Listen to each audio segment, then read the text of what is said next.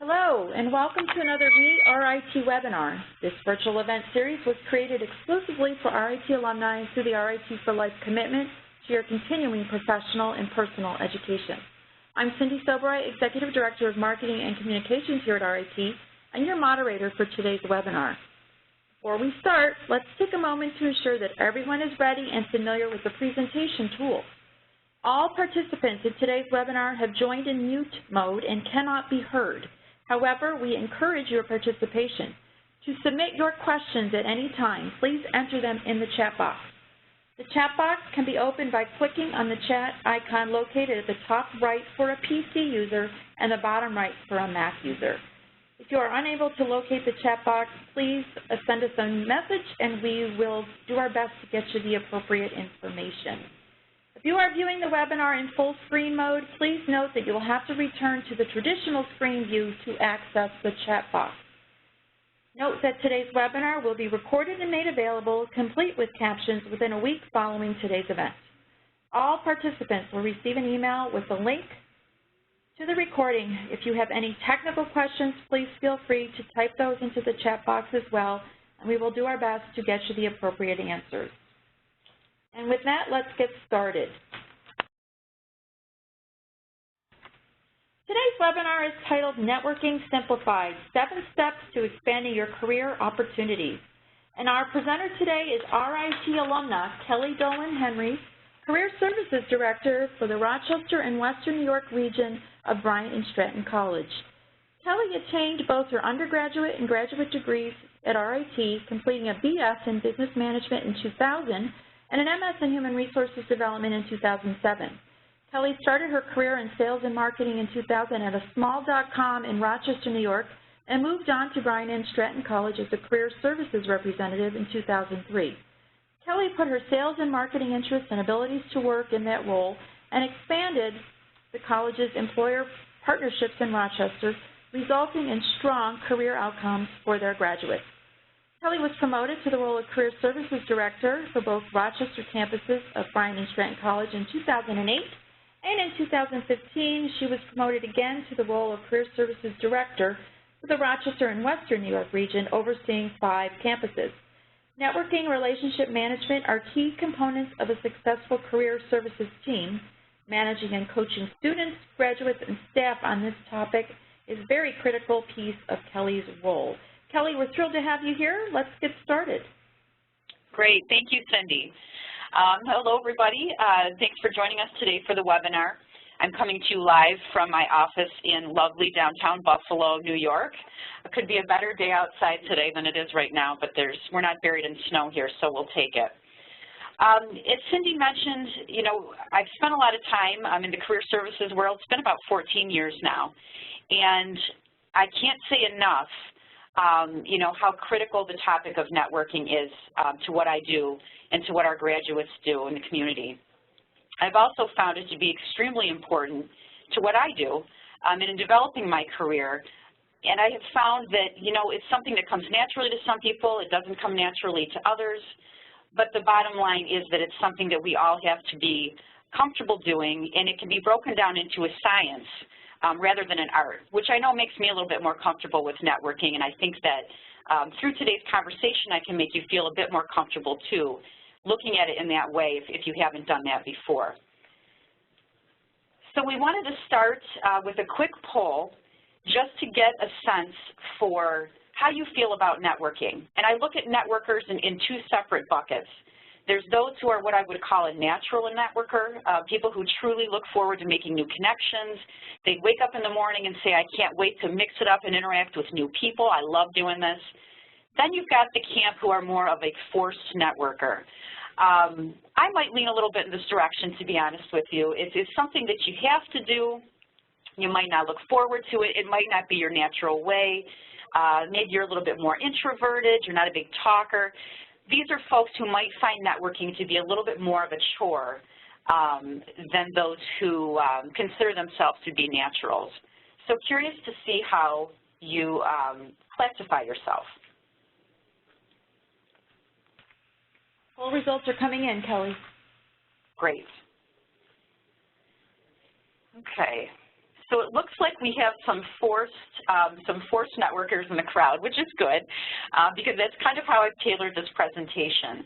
And for those folks, I think that you can find that you're going to be able to be much more comfortable with networking if you practice some tips and keep some very simple tips in mind. So that's good to know.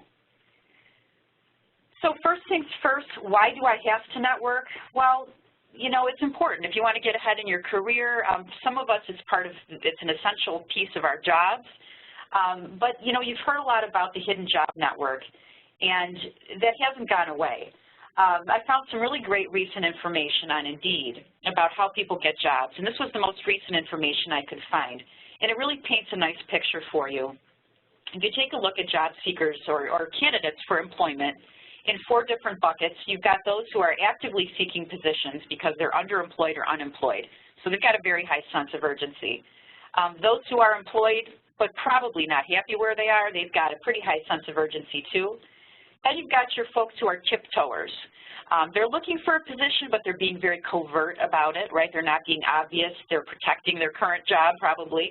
And then those who are employed but just keeping their options open for a better opportunity. Networking in all 4 cases yielded the best results for each group. The hidden job market, that term shouldn't imply that, you know, jobs aren't posted online anymore. That's certainly not the case. For compliance reasons, a lot of organizations have to post jobs on their website. But that doesn't mean when that posting goes up or before it goes up, the person hiring doesn't already have somebody in mind, someone they've networked with, someone they've interacted with, somebody they've built a professional relationship with. When you look at that 60% number for the employed folks and the 60% for the tiptoers and 62% for the passive, those are the people that stick in an employer's mind or stick in someone's mind.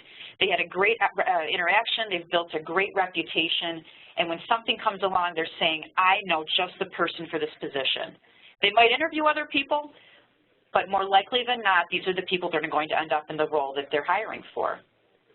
So it's just something to keep in mind. There's other ways to do it. Of course, positions are posted online, but you're vying with people who have been great networkers, built great reputations for themselves for those positions that you're seeing online. If you do some research about this hidden job market concept, you know, I think we used to see in years past it was 80%. You know, it would say 80% of all jobs posted or all jobs filled are never posted. Well, there's a lot of disputing that right now, and you know, jobs are posted, and things aren't hidden. In today's world of the internet, you can find opportunities, research opportunities, get to know a company, and it's going to be fairly obvious to you what they're hiring for, what their hiring needs are. So it's really more of a gated job market. That's how we look at it now. The opportunities are out there. You can find them. You can become aware of them. But you're not going to be let in the door to even talk about them in some cases if you're not properly networked. Take a look at a couple statistics here. The Bureau of Labor Statistics, every 10 years they come out with a lot of new data. And back in 2010, they were saying 40% of jobs filled are not advertised. 30% are filled by someone the employer knows. I'm sure in 2020, when the new statistics come out, we're going to see that those numbers are even higher, especially this piece, filled by someone the employer knows. Now, that could be a referral from another employee. More often than not, it's probably somebody that they've met in a networking type of situation or someone they've interacted with professionally. That's a significant number, and I think you'll find that it's going to grow even higher. You know, we all have a network of at least 200 people. That was some information I found put forward by Hummingbird International, a management consulting firm. But if you think about it, and you think about every single path that you take every day, it could be, other than your professional networks, think personally. Maybe you have a gym membership. You are part of your children's PTA. You're part of your college alumni association, obviously. There's a lot of different groups of people that you connect with each day, that you cross paths with each day. Are you having meaningful connections with these people? If you sit down and map it out, you might interact with 100 people at church each week, or whatever the case may be. Who are those people? How can they be beneficial to you? And more importantly, how can you be beneficial to them to build your personal brand? So Sit down and think about it. Write it down. I've found that to be very helpful. It's an exercise I do with my graduates. Where do you go every day? Where do you go every week? Who's there, and how can they be beneficial to you? It's more people than you think. Whether you're an introvert or an extrovert, it's going to be more people than you think. Just a quick infographic here. Let's see how my internet connection is doing. In case I haven't sold you yet on the importance of networking, this infographic's been making the rounds. I saw it on LinkedIn. It's been posted on a few career blogs that I take a look at. It's got a lot of interesting info here. You can take a look on your own and peruse it a little deeper. But when it talks about finding a new job, and this is recent data, this came out in 2016, traditional networking, it comes in at 46%. And this infographic is really focused more on the importance of face-to-face networking versus the electronic digital networking when you're talking about LinkedIn and Twitter and things like that. We're going to talk a little bit about that, and it's certainly of value, but this face-to-face traditional networking, okay, that is just super important, and it's never going to change. Job boards are always going to be used. Again, for compliance reasons, a lot of companies have to post their positions online. Recruiters, newspapers, very small number there. There's other means where you're going to find information posted. But that face-to-face traditional networking, it can't be overlooked. You'll see a lot of different statistics, different percentages and things, but no question, this is essential. Let's think first about what bad networkers do wrong. We're all in the privacy of our own offices now, so as you're reading through these things, if you want to kind of put your head down and go, oh my gosh, I do that all the time, please feel free. Wrong place at the wrong time, let's talk about that first, not having a strategy. You might take a look through your local business journal and see that there's a Toastmasters event coming up, or there's a business-to-business networking event coming up, and you go, oh geez, I need to network, I really got to get on this, that looks good. And you just show up. You could be at the wrong place at the wrong time. You'll find yourself in a very uncomfortable situation if you haven't strategized about where you're going to be comfortable networking, where there's going to be people that are relevant to you, where you are going to be relevant. So take your time and do some research. Just because it's called a networking event, doesn't necessarily mean it's going to be the right fit for you. Failure to listen. This is a big one. I'm going to mention it a couple of times. Natural extroverts, talkers, they consider themselves to be really seasoned pro networkers. Sometimes those folks don't take the time to listen. The best networkers, I think the best salespeople, are those who take the time to really, truly focus and listen rather than focusing on what they're going to get out of the conversation. They're listening, looking for needs of the other person who's talking. You can't emphasize it enough. The listening piece is huge for your success. No offers to help. Oh, it's all about me, right? When you're networking, you have to offer to help. You have to put yourself out there and find a way to be helpful and give to the person who you want to network with before you look to receive. So you have to, again, expand it. You're there to further yourself, but you've got to think about the person that you're networking with, the people that you're networking with, and how you can give. Overpromising. If I'm guilty of one of these 5 things on occasion, this is it.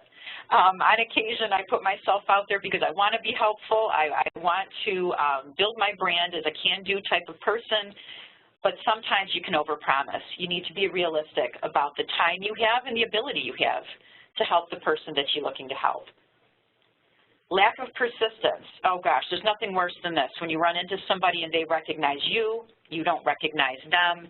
You might have had a great interaction with them at a networking event. You took their card, you shoved it into your business folder, your portfolio, and you didn't look at it again.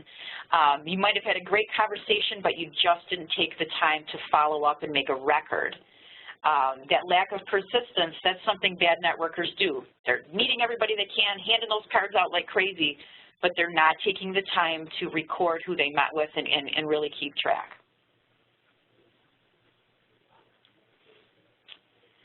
So I've broken this down into 7 tips, and I find that to be a little bit of a more manageable way to do that. There's some carryover between tips, but I think this is a good way to look at it. So the first thing you really want to think about is getting yourself into the right frame of mind. Our friend Oprah Winfrey really said it well. Surround yourself with only people who are going to lift you higher. You need to be strategic about networking and building relationships because it is a relationship. It's not a one-time meeting where you can fit a need for me. How can you help me? You've helped me. We're done. That's simply not the way you're going to be a successful networker. So it's building a relationship, not pitching. A two-sided reciprocal relationship. You might know that this person has what you want. They've got the contacts you want, but you have to understand that you need to be able to help them as well. So think about that when you're identifying potential contacts. Are you willing to help them? Can you help them? Research and evaluate. Are you talking to the right people? You know, I work in career services for a college in Rochester, New York, and Buffalo, and a lot of times people will come to me and say, oh, this company sounds great. You know, what a big name this is. It's fantastic. We need to work with them. Well, I might not be able to offer them what they need. I might not have the candidates for employment that they need. Sounds great, but it's really not going to be a good relationship. So you need to be very mindful of that. Are you ready to commit? Do you see long-term potential? You know, it's not unlike dating. This is a relationship you're building. It's going to take time and effort. Do you have the time? And are you willing to put forth the effort? Can you see that it has long-term potential? You'll read different things. You'll see different blogs. But a common theme in networking is that, you know, this needs to be something where you can give and take over the long term. You may really develop 5 to 10 really strategic relationships that you're going to foster. So think about this. Is this person filling a one-time need, or might there be a long-term partnership type of potential here between us? And like I've said a couple of times now, to realize its full potential, this relationship is going to take time and effort. If you go into a new relationship or a networking event with this mindset, you're going to find yourself going in the right direction. So it's something to always keep in the back of your mind. Tip number 2, Robert Frost, we have an irresistible desire to be irresistibly desired. Very true, right? You're going into a networking event with a full head of steam. You know you're the right candidate for a certain type of employment. You know you have a product that somebody's going to want to buy, but you need to take a step back, and whatever conversation you're having, focus it on the other person, not on you. And the biggest piece, I see this all the time, is being present. The wandering eye, and I'm sure as I'm saying this, you're thinking of someone you know that you've met at an event, or could even be someone that you work with that has the wandering eye. You're trying to engage with this person, you're trying to have a conversation, and they just can't keep their eyes from flitting around the room. I have a colleague that I work with quite a lot that finds themselves in this position often, with their eyes sort of wandering around the room. And finally, at one point, I thought, we know each other well enough. I said, you know, I need you to focus on me. I'm trying to have a conversation with you right now. Is there something else you need to talk to, or, you know, someone else you need to talk to, or what's going on here? And sometimes people don't even understand they're doing it. But think about, you know, as you're speaking to someone, be present, make eye contact. If you're not in the right frame of mind to network at that moment, you know, find a way to get yourself out of the situation. If you're looking for somebody, find them before you enter into a conversation. This is a big one. The wandering eye is not good. Go to the networking event alone, right? You'll be okay. You'll survive. You can do it. This is tough. It's hard to fight the urge to not say to your buddy at work, you know, let's go have a couple of drinks. This should be kind of an interesting event. If you go by yourself and put yourself out there, you're going to just be more likely to enter into conversation, meaningful, productive conversation with people that are going to be a helpful part of your network. You might go on the coattails of somebody who's really extroverted and a great networker. I still wouldn't recommend it. Go alone. You're going to find a lot of other people there who are doing the same thing, and it's going to be a much more productive experience for you. Seek that person out. You see someone else standing by themselves, and it's okay to put it out there. Just say, you know, hey, how you doing? I'm kind of, you know, don't really know too many people here. How did you end up here? You know, have you heard the speaker before? Start some conversation by putting it out there that you're there by yourself. They are too, and you know, start to build some relationships. It's a much better way to go. Putting away your phone. I know how it is. You know, you're waiting for somebody to show up. You're at a restaurant by yourself. You pull out your phone. It's kind of like your way of showing that somebody's interested in talking to me. I'm really not here alone. But when you're at a networking event, keep the phone away if you can, especially when you're engaged in conversation. Let the folks at home or your friends or partners know that, you know, you're at an event, you're really trying to build some relationships. Please don't let, you know, contact me or make this phone go off unless it's a real emergency. It's a safety net for a lot of people these days to just, you know, if you're in a conversation and you don't really feel a part of it, maybe you pull out your phone for a minute, look at your email, fight the urge, put it away, turn it off if you can. It's going to make for better, more productive conversation. But when the conversation does turn to you, you do need to make it count. And something I spent a lot of time working with our students and graduates on is what we call the dreaded 1-minute commercial. Of course, I leave the word dreaded out when I'm counseling students and graduates, but this concept of having a 1-minute elevator speech or a 1-minute commercial so that you can quickly and concisely and professionally explain who you are and what you have to offer, it's really important. When we send the link out to this webinar after it's finished, focus on this slide. These are great tips that I found that we've used that really help guide you into doing this properly. You do want to keep it simple. Who are you? What do you do? And why does it matter to the listener? Use a story or an example to demonstrate your best qualities. And this is obviously going to be a very short story, but this is where you can talk about your results. You know, I'm an experienced business-to-business sales. I increased revenue at my last organization by, you know, 82%, whatever the case may be. You want to have some specifics to really demonstrate, you know, what you have to offer. Use strong words. I'm a big fan of this. Words like passionate. I'm 100% committed to the success of my organization. I love what I do. I love working with people. If you use those types of words, you're really going to convey that enthusiasm. I'd spend a lot of time talking with employers about what they need from candidates for employment. And it's very common that they say they get the sense that an individual is just not that enthusiastic, just not that interested. I know your graduate had a 4.0 GPA, but their heart just doesn't seem to be in it. So I can't say that enough. That enthusiasm piece is really, really important. Use strong language. Be relevant. Again, you want to outline a couple of accomplishments, but know who you're speaking to. Before you launch into that explanation, elevator speech, know enough about the listener to say things that are relevant. Nothing worse than just using this little canned speech that you have that's not resonating at all with the person you're talking to. That's going to catch you up and make you very uncomfortable. So make sure what you're saying is relevant. And be clear, right, about the job title that you're interested in or the function that you're interested in, the industry that you're interested in. That's probably going to be consistent no matter who you're talking to.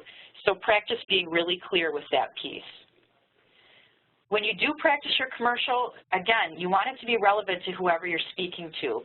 So you might have 3 different versions so that you're able to tailor it a bit. Think about 3 different listeners you might encounter. One might be someone in a social setting, like an alumni networking event. One might be someone in more of a professional setting when you're with a lot of like-minded professionals. One might be in while, you know, participating in an event with your children and you're meeting other parents. These are all great networking opportunities, but your speech, your elevator speech, your commercial, it's going to be a little different depending on who you're talking to. So think about that in advance. This is one of my favorite tips. Make a connection between yourself and the listener. This is a great way to end it so that it's not, you know, you're talking about yourself for a minute and it's becoming a little one-sided. If you end with a question to pull the listener in, you're going to create conversation. So it's not going to be this awkward, you know, and that's what I have to offer you. And then there's silence. You might want to end with something like, you know, do you feel that this is something that would be of interest to you? Or, you know, do you find, for example, if I'm networking with someone and I'm hearing that they have a need to hire people, well, I know that my graduates can be a great solution for them. So I'll give my little elevator speech about what I do and how we do it at Bryant Stratton College. I might end by saying, do you find that the students or candidates that you work with struggle with soft skills? Because that's a piece that I can really talk about. I spend a lot of time researching soft skills. I know I will probably have an answer if we start going down that path at an event or something like that. So think about a relevant question to end your little elevator pitch with. And then it's not going to be awkward and you're going to get that conversation flowing. If you go online, you find a lot of great examples of 1-minute elevator speeches. So I encourage you to go online and do that. Our third tip, finding common ground and building rapport. Best way to find out if you can trust somebody is to trust them. You need to start to build that trust. You need an individual to understand who you are. And the best way to do that is by having some interest in what the person is saying, finding some common ground, and really building that relationship from a likability standpoint. You have to be likable. The individual that you're networking with is going to respond much more so if that's the case. So find that rapport. This is a piece that I'll skip if I'm not mindful of it, because I go right into the problem solving. You have a need, I've identified it, how can I help you? Let's talk about strategy. Need to build that rapport too in order to build a lasting relationship. You want to make sure you're in the right settings. Social settings are very good settings for networking. People are going to be more relaxed, they're going to be more comfortable. So that's a great place to build rapport a bit more easily than, you know, in a more structured type of setting. Build context in advance. I can't say it enough. You'll hear it over and over again. Before you walk into any setting where you expect to do some networking, know the audience, know their interests in general, what type of people you're probably going to be networking with, so that you go at conversations in a relevant way. Ask good questions. You want to have these in your back pocket, especially if you're not what we call a natural networker, and I think most of us on the phone today aren't. You want to have good questions ready to go. This is how you're going to get the conversation flowing if that's something you struggle with. Open-ended questions. Why do they do what they do, right? So, you know, why did you choose the field of networking technology, thinking from an IT perspective? Or why did you choose to be a radiologist? Whatever the case may be, you're going to get somebody loosened up a bit. We all enjoy talking about ourselves if the question is asked in the right way. So this is a great way to get it going. How did you get to where you are? Again, a little flattery never hurts, right? So, you know, you've really had some great accomplishments, or, you know, that's really impressive. What does your career path look like?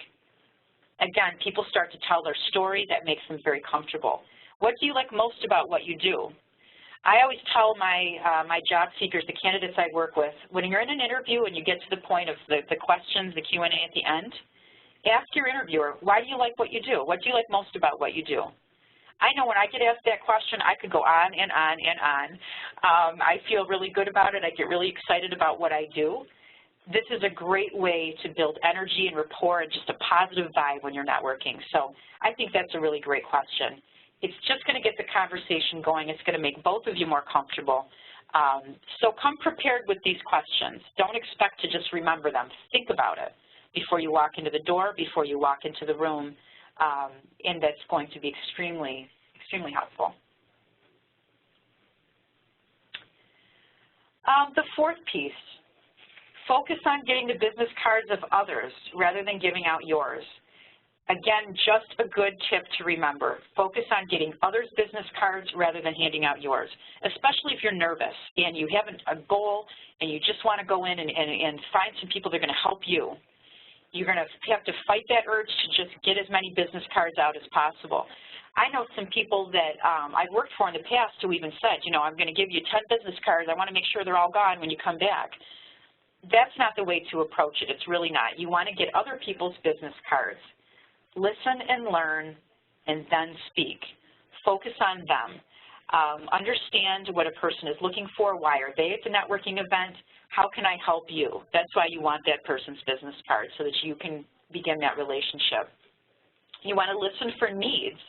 As you're talking to other people and getting to know them, they might mention some needs that they have. It might be overt. It might be just kind of casually put out there, but be listening for it. You know, one thing in my role that I listen for a lot is any mention of a job seeker. You know, I might be building rapport with someone, let's say at a business-to-business networking event, and I hear them say, yeah, you know, my sister-in-law, she's looking for a position, she's having a hard time, and they might just casually put it out there. but that's an opportunity for me. So I might stop and say, you mentioned your sister-in-law is looking for a position. What kind? What type of industry is she interested in working in? I might be able to help. Odds are I'll be able to help somebody in that position, or at least offer up some tips. You're building that rapport, you're building that trust, you're building value in who you are and what you have to offer. You're showing that you're willing to be helpful, you're a doer. So listen, they might not come right out and say, you know what, here's what I need, but they might kind of, in passing, just say, here's a little something that's going on, here's something I'm struggling with right now. Capitalize on that if you can. It also shows that you're listening, that you're present. As far as business cards go, you do want to collect as many as you can. You do have to give out your own. And if so, I just want to say a little bit about that. If you're networking for purposes of your job, of course, you're going to hand out your business card that's been issued to you by your company.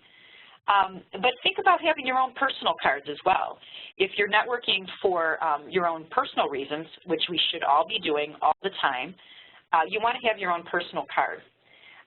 Vistaprint's a great way to go. I'm not trying to promote, one website over another, but all of these websites, for about $20 to $25, you can get a considerable number of cards.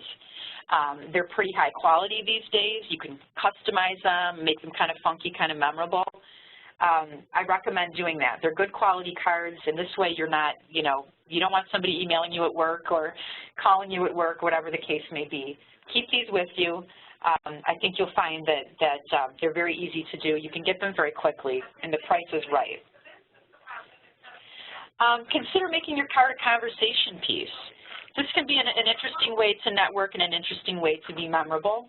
A particular example of this comes to mind. I met someone at an event, and we were talking just about what that individual does, what I do, and when we were getting ready to leave, he handed me a business card in the shape of a circle. And I said, what is this? And he said, well, it's a token of my appreciation. I want to thank you for your time. It looked like a token. It was circular, and it had his contact information on it. Gosh, that was probably 10 years ago, and we do stay in touch a bit. It certainly was memorable. So some of these websites allow you to spend a little more and do some kind of funky things. But either way, you do want to make sure that you have a personal business card if you're networking for personal reasons. Very easy to do. Tip number 5, the two-way street.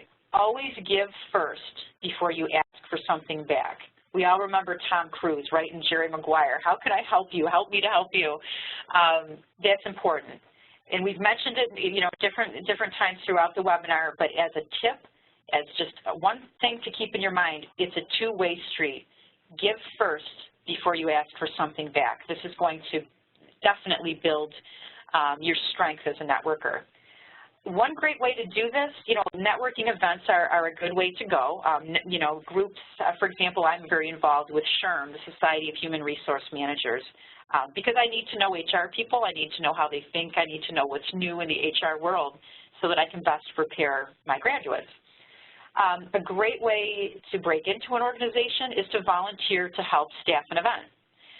Again, you don't want to overpromise. You want to make sure you have the time to invest. You want to make sure you're able to do what they need you to do. But volunteering to work an event is a great way to get to know the major players in an organization. It's a great way to start to build your reputation as a doer, as a helpful person who's willing to put yourself out there. You'll get to know the organization, you'll get behind the scenes a little bit, and these organizations are always looking for volunteers. So put yourself out there, right? Make time. If you feel that you don't really have time, see if you can move some things around, because this is going to be time very well spent. Take a look at the organization's website, find a contact person, the president or the event coordinator, whoever that may be. Reach out, send an email and say, I'm really interested in getting involved and I'm willing to help. They're probably not going to say no. So that can be an easy way to do that. When you're meeting with someone, think of connections you can facilitate. You hear someone say they have a particular need, maybe you can't help, but who do you know that can help? Say, you know what, if I can have your business card, I'm going to pass your information along to such and such person, and I'll see if they're willing to connect with you. I think they just might be helpful. You're not going to have every answer. You're not going to be able to meet every need of somebody that you're networking with. but you might know someone who can. You probably do know someone who can. So as you build your network, you know, deeper and deeper, there's going to be more options for you to do this. But think about people that you can connect others with. They're always very grateful for that. It's a great way to give, even when you don't necessarily have the answer yourself or you're not able to help them immediately yourself. When you do tell someone you're going to do something for them, again, make sure you have the time to do it and know that you're going to do an extraordinary job, that you're going to go above and beyond. That's really, really important. You're building your reputation, and the world often ends up being smaller than you think it is. Even in large cities or large industries, you can very quickly make a bad name for yourself if you're networking too much too quickly and you're over-promising and not delivering. Nothing worse than that. So you want to make sure you have the time to do something and you're going to do a great job. Again, if you hear something and there's a big need and you don't have the time, think about who else in your network you might be able to connect this person with. Give it a try. When it is time to ask, make sure you ask in the right way. And you will have to ask. It's pretty common that you know, you're going to have to come out and say, you know, do you know anyone who might be excited about the particular thing you're promoting? Or do you know somebody who might be able to help me in this regard? You know, if a person that you're networking with is a good networker, they should be looking to help you too. But that may not be the case. You know, half the time it may not be the case. So you might have to ask, and it is a two-way street. Of course you're looking to get something out of the relationship in addition to giving. So if you do have to ask, make sure you ask in the right way. Who else might be excited about this? Or, you know, who do you know that might be interested in helping? Just want to ask that question in the right way.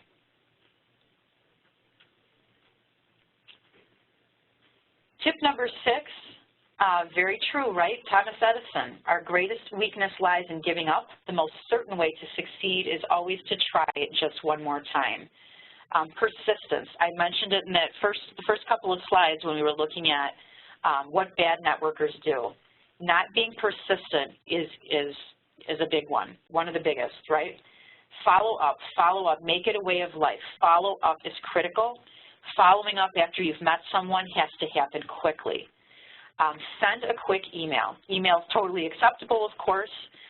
You can send it from your phone as long as you use the proper grammar and are very professional and don't treat it like a text message. I counsel graduates of all ages and stages on this because we've become such a text message-oriented world. If you're going to send that follow-up email quickly, and it is important, using your phone, you can do it as soon as you get home. Just make sure you've got that punctuation and grammar and everything perfect. But send it quickly. I really enjoyed meeting with you this evening. I'm very excited about what we talked about. You know, I know I mentioned to you that I would send you the information we discussed, and I'll get it to you first thing tomorrow morning. Or, you know, maybe I'm going to be out of the office, I'll get it to you next week. Just a quick follow-up to let them know that it was a very meaningful time well spent. You appreciated the time they spent talking with you, and that's going to keep you fresh in their mind as well. Connect on LinkedIn. Do it quickly. You want this person to remember who you were. If you're at a busy event or something with a lot of people, you know, you're connecting with many people, they're connecting with many people, you can quickly forget a person if that's just the style that you work in. So connect on LinkedIn quickly. As soon as you send that email, go to LinkedIn, make that connection. You're going to have access to all of that person's connections, and you'll get a better feel for who they are, where they've been, things like that. So connect quickly, same day, same night. LinkedIn app for your phone is excellent. Make sure you do these things very quickly. No excuses these days, really, to not. Keep track of your promises. Follow through on your promises. Use the notes and calendar features in your phone. Oftentimes, if I meet someone and I promise them I'm going to get them some information or I'm going to call them to set a meeting, I will go right into my Outlook calendar and set that for, you know, 9 a.m. the next day or 10 a.m. the next day. Put it right in my calendar rather than relying on my memory or a handwritten note that I stuff into my pocket. Keep track of your promises. Write it down. Put it in your calendar. Sometimes I even carve out time to think about what I've promised someone I'm going to deliver on. So make it a habit. Keep yourself organized. Build that reputation as a person who follows through. set up a one-to-one meeting if you can, but you need a purpose. You might just think this person's going to be really helpful for me and I just really want to get to know them better, so why don't we go for coffee? Well, you need to have a purpose for meeting. Maybe they've expressed a need that you can help them with. You know, for me it might be, you know, you mentioned that you're having trouble finding candidates in medical coding. Why don't we set up a time to get together and talk about exactly what you're looking for so I can just get a better feel for it in a quieter setting than this event. Set up a time to get together. That one-to-one meeting outside of the event is really important. You do need to find a reason to meet if you want to build that relationship further. The networking events and things just really aren't conducive to building that relationship, that two-way street. So do find a way to set up a one-to-one meeting. Make that happen as quickly as you can. And pay it forward. This is a critical piece to networking. All good networkers will tell you, you just have to always be looking ways to give, and build your network, build your relationship and your brand as a doer, as a person who's going to yield results for everyone that you interact with, someone who has a lot to offer. That's absolutely critical that you view networking as in that two-way street mindset. Tip number 7, be a record keeper and a maintenance person. Goes along with the follow-up piece, but Aristotle, we are what we repeatedly do. Excellence then is not an act but a habit. You need to build a habit of being an organized person. I also fall a little short in this area. If I were to just be who I naturally am, it takes a little bit of effort for me to look at networking and relationship building in a really organized way. But these days there are so many great high-tech, easy-to-use tools to manage your relationships and manage your network. You just really need to make it a habit to do that. It will pay off for you personally. Create reconnect files. I simply use Outlook for this. There's probably a more tech-savvy way to do it. But go into your Outlook and set dates. I might go out 6 months and say, if I haven't had a reason to, connect with Joe, if we haven't crossed paths, I want to make sure that we grab lunch, or I want to make sure that that we connect in some way. It might be a shorter time frame. You might not want to go past 3 months. Use Outlook. Just set the date. It's going to set off an alarm, and you're not going to forget. You're going to see it on your phone or wherever you are. Create those reconnect files so that you don't let a relationship get old if it's not someone you cross paths with on a regular basis.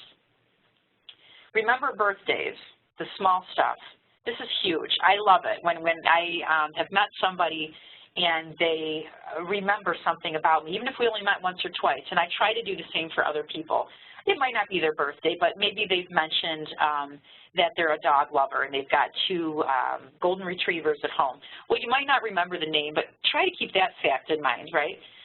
They might say they have a child who's about to head off to the track and field state championships. You see them 3 months later. How did Jeremy do at the track meet? An easy way to do this, again, in your reconnect file, just make a note of a couple of those personal things. Some people are very, very good at just remembering these facts, and they see somebody and it all comes back to them. I'm not one of those people. If you don't feel that you are a natural networker, you might not be one of those people either. So simply when you set up that date in your Outlook calendar for 3 months or 6 months down the road, make a note of a couple of those personal things that were mentioned that you want to reflect back on and follow up on. Again, it shows you were listening, you were present. You weren't just looking to get your own piece out of the relationship. So I find that to be really important. Using the power of just one connection to open many doors. Absolutely. Let's just say you've got your two-way street established, you've had some give and take. It's okay to say, who else do you know that might be interested in this or that?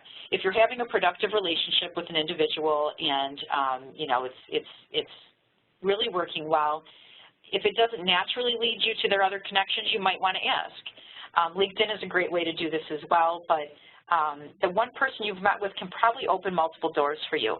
They just might not be thinking that way as you're conversing with them, but they might have mentioned they're a member of a particular organization that you'd like to get in front of.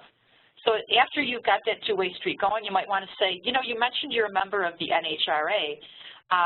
Do you think I might be able to get in front of them for a particular meeting?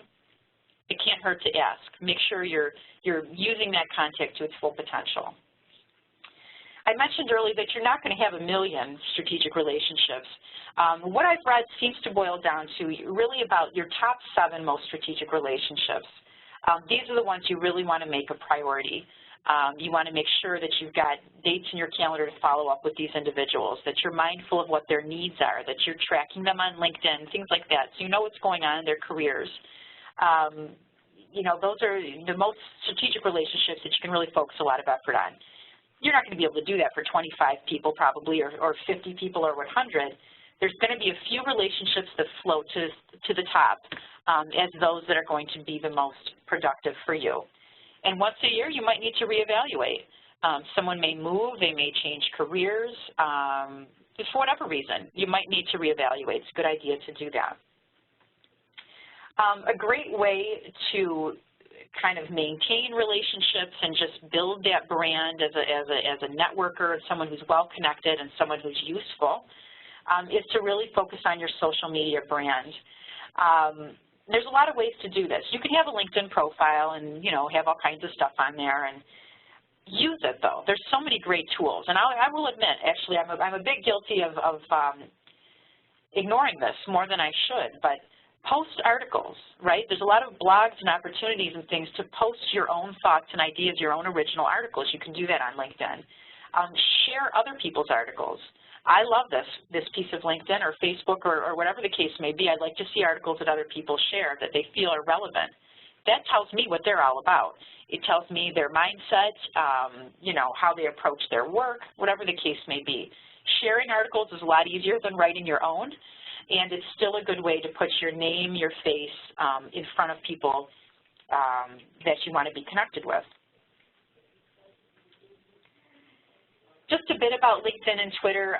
These days, I think it's pretty uncommon that folks aren't familiar with these tools, but it's really where you need to be. LinkedIn, for sure, I know as I hire people, I always take a peek and see what they've got going on social media. Especially in my world, it's going to be very important to me that an individual understands the importance of LinkedIn because they're going to need to impart that wisdom on our students and graduates that we work with. It's a network right now of 400 million people. That's the most recent number I found. It's not just a database, it's a living network. And I thought this was a great quote here. Networking is not trying to meet as many people as possible. Meet a few well-connected people who can vouch for your ability and who are willing to refer you to a few other well-connected people. And that's what you can do, get to start on with LinkedIn. LinkedIn's a great way to help maintain your network. It's not a substitute for face-to-face networking, but it can definitely be a great way to build your base of connections. But think about what he's saying there. People who can vouch for your ability and are willing to refer you. You can only get to that point in a relationship if it's a two-way street and you're looking for ways to give, you're following through on your promises, you're really committed.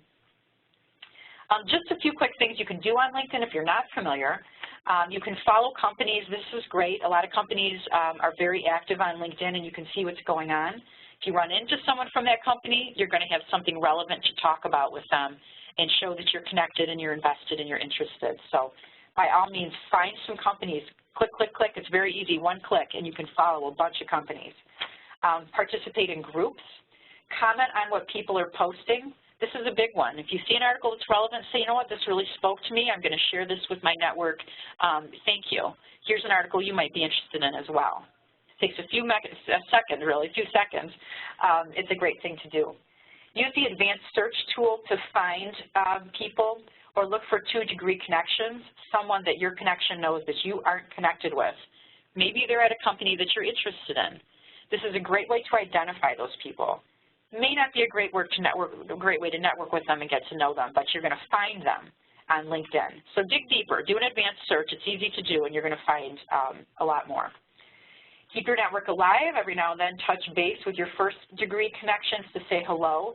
I put a little note here. Do remember to check your messages on LinkedIn. For some reason, mine doesn't connect very well to my email, and I've heard some others say this as well. So if someone sends me a message through LinkedIn, there's a great messaging tool. I don't actually become informed about that unless I log into LinkedIn. I don't have the app on my phone. even though it's a good app. I just, for various technical reasons, I don't have it. But I do need to log into LinkedIn. I make a habit of doing it at least every 2 days so that I don't miss messages. I've had some good ones, some important ones come through that have been very beneficial, so do keep an eye on that. Check your views. Take a look at who's looking at your page.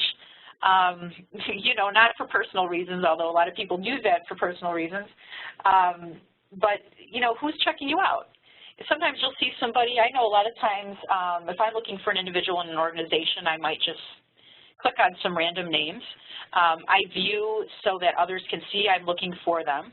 I don't do a private view. You don't want to do that because you'll miss out on a lot of good information. But somebody might have checked out your page in passing, and they might be interesting to you, and connect with them. It's a great way to see who's interested in what you have to offer.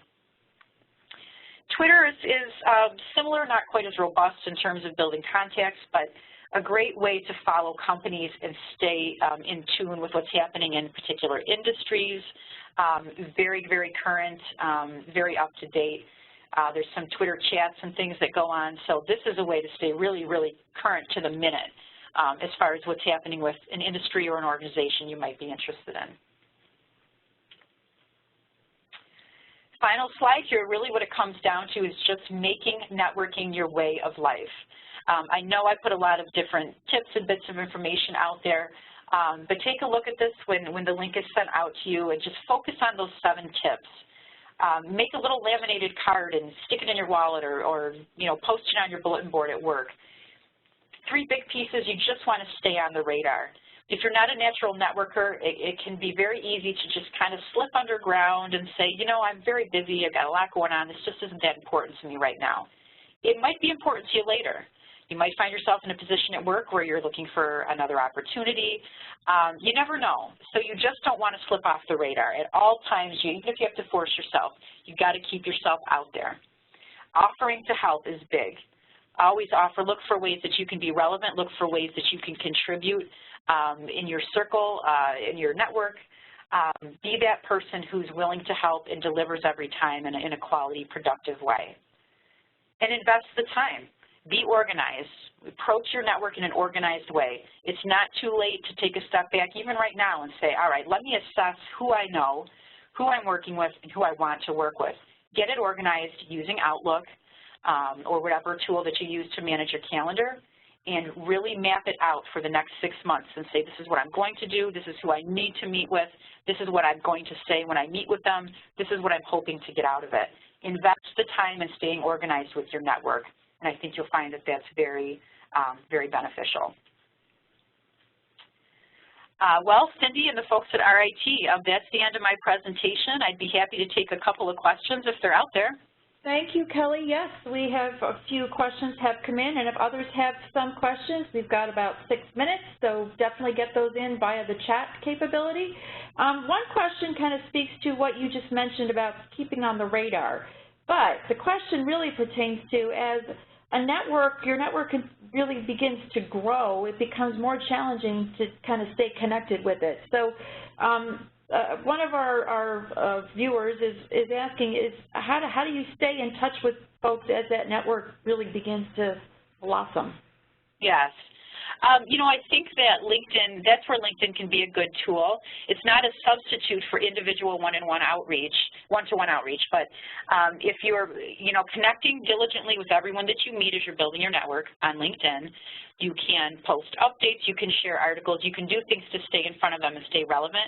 But I really think there's no substitute to using that Outlook calendar and just being diligent about setting time to connect with someone. You know, it might just be an email, hey, how's it going? It might not be coffee with everybody. It might not be lunch with everybody. That's reserved for your top 7 to 10. But for other people that you still want to stay in contact with, it might just be an email, how's it going? Just wanted to let you know I heard this the other day, and go from there. So even if you just set a reminder 3 months down the road to send a check-in email, I think that can be a good way to stay on the radar. Great, good tip. So here's another question. The old adage is you're always more marketable when you're employed, but people tend to really get into networking fury when they're unemployed.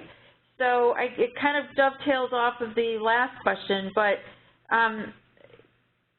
any other tips and tricks for networking when you are so busy and, you know, you're working because, you know, finding a job is a full-time job, so it's really challenging. So how do you balance, how do you juggle, how do you, like you said, you carve out time on your Outlook calendar, but, you know, even if you're looking for work while you're still working, you have to, how do you balance that you need some time out of the office to do that?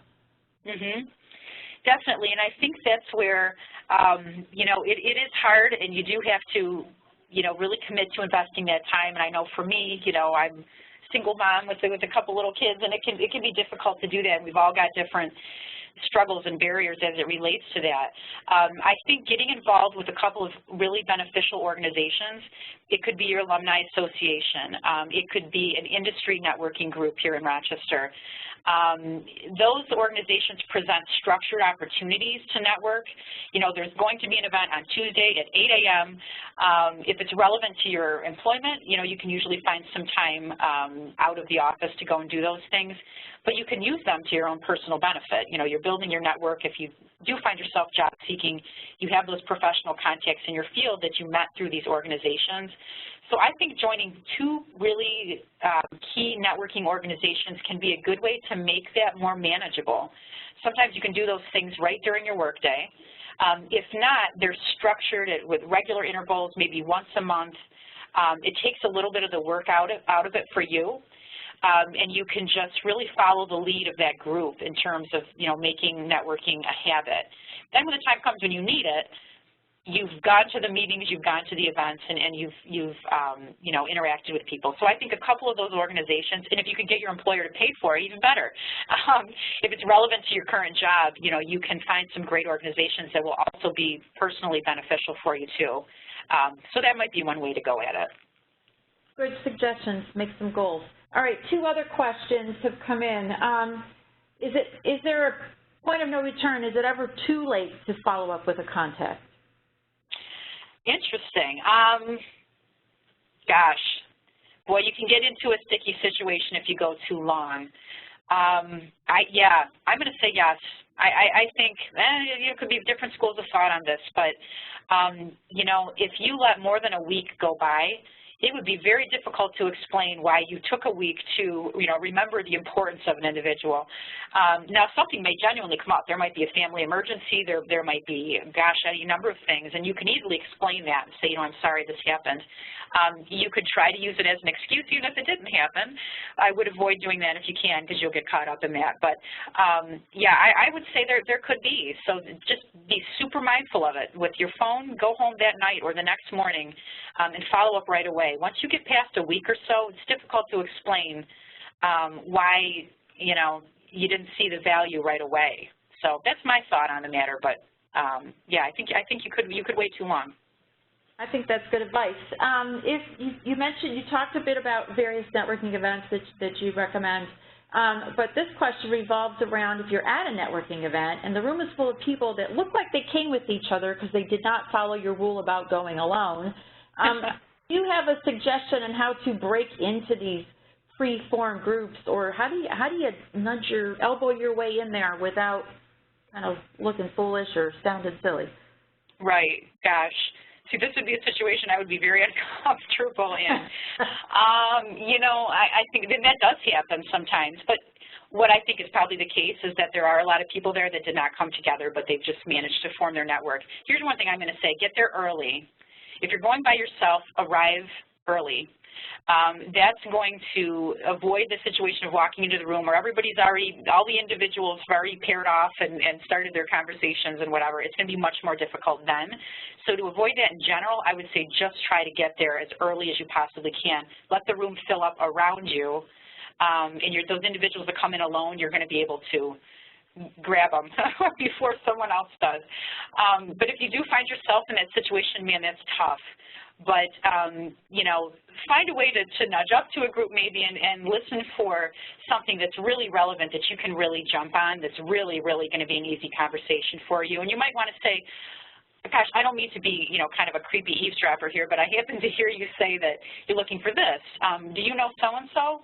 I'm sorry, I didn't mean to interrupt, you know, that kind of thing. And you can make it happen, but I'm not good at that, and if you're not either, my suggestion would be make every effort to arrive at the event early, and you're going to avoid a lot of that, because a lot of those people didn't come with someone, you'll find. All right, well, thank you. Good tips, good advice. We are out of time. It's 1 o'clock. And so, Kelly, thank you so much for being with us today. If anyone out there has any additional questions for Kelly, please email them to ritalum@rit.edu, and I will get them to Kelly so we can get you some answers. Again, thanks to all of you. As you exit, you will be asked to participate in a very brief survey about today's experience. It's optional. We would welcome it if you did, but if you can't, we understand. Please look for an email that will be coming out this weekend about our webinar next week, Why You Should Be Selfish in This New Year. Again, thanks to all of you, and you can exit by closing your WebEx window. Have a great rest of the day. Bye, all.